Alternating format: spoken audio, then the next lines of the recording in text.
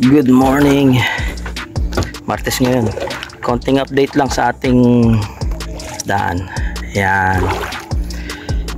So, nakausap natin Pangulo ngayon at nakapagpalista na tayo ng araw kung kailan tayo harvest. Maraming mag-harvest pero pumila na tayo. At dahil pang-harvest na to. So, habang naghihintay tayo ng panahon, kailangan pupukin lang natin sila sa pagkain. Ayan, oh. Malalaki na to. Yay!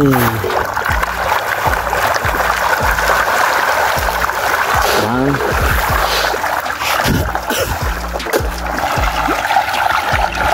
So, pang-harvest na yan.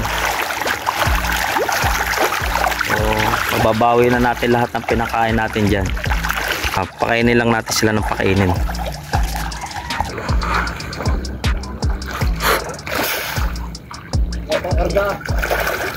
Ha? Wala pa. Baka pagka naghiwalay kami din maliliit pa rin.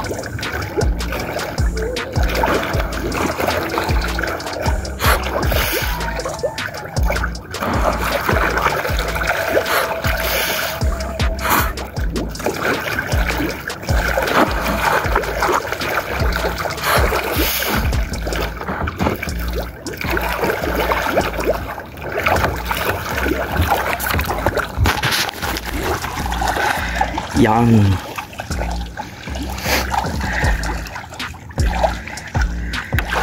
Oh, ito mabilis nilang humabol. Tsaka yun ang malalakas kumain na.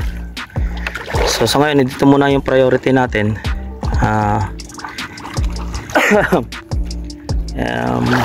Pabigatin. Hindi naman sila lalaki na siguro magganito na sila kalalaki. Pabibigatin na lang natin sila. Dahil yung bintahan naman per kilo. Yan ang ating update sa araw na ito. Tuloy lang natin yung ating pagpapakain. Yan. Yan. Dito naman tayo sa mas madang part na to. Yan. Yan. Nagwawala na sila. Saan ba yung hangin? Ito lang.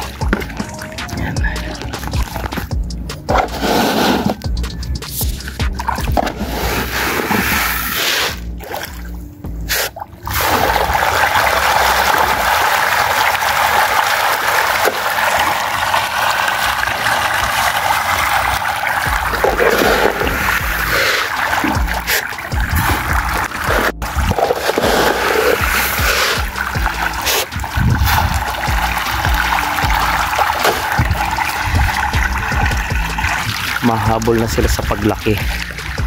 Yan. So, ubos na kagad yung kada bato natin, naubos na kagad. Tuloy.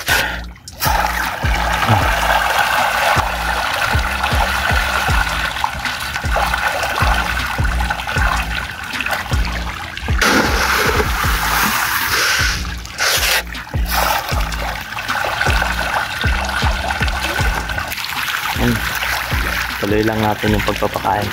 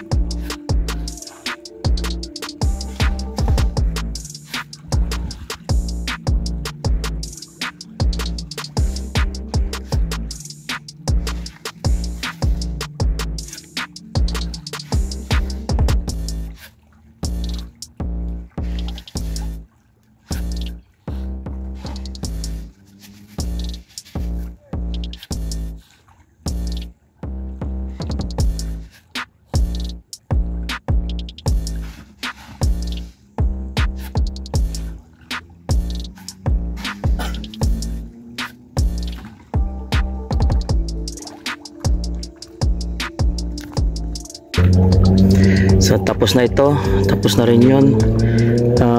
Isa, dalawa, tatlo, apat na butas na lang. So, tapos na tayo para sa umagang ito. Doon naman sa apat na butas, itong patukan na to, ito, so mas maliit.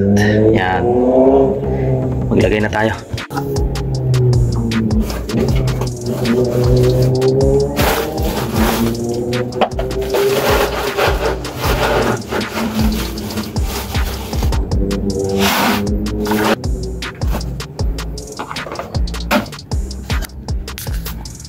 So yun o, mas pino to. Yan, kuha na tayo.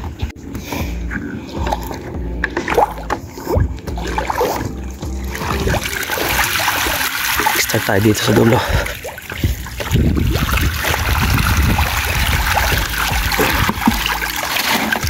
Yan.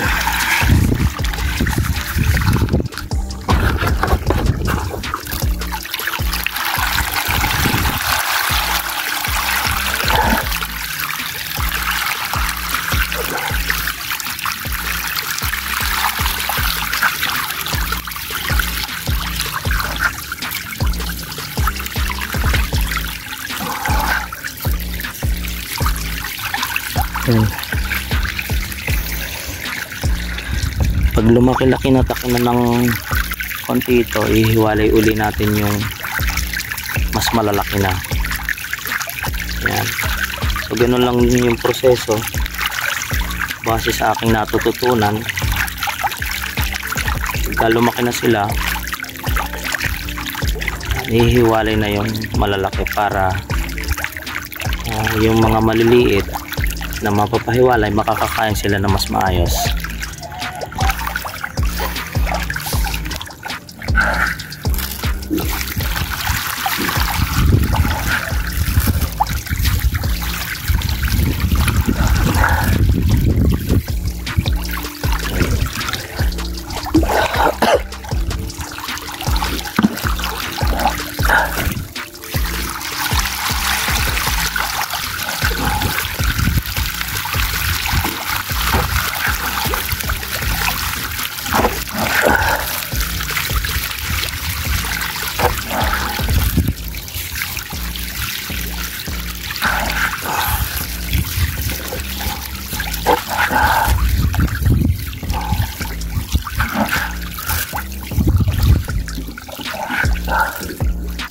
Yan.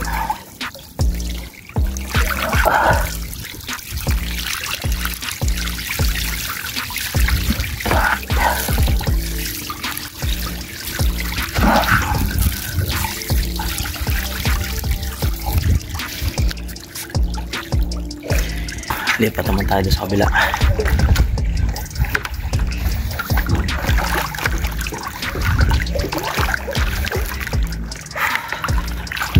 Ay.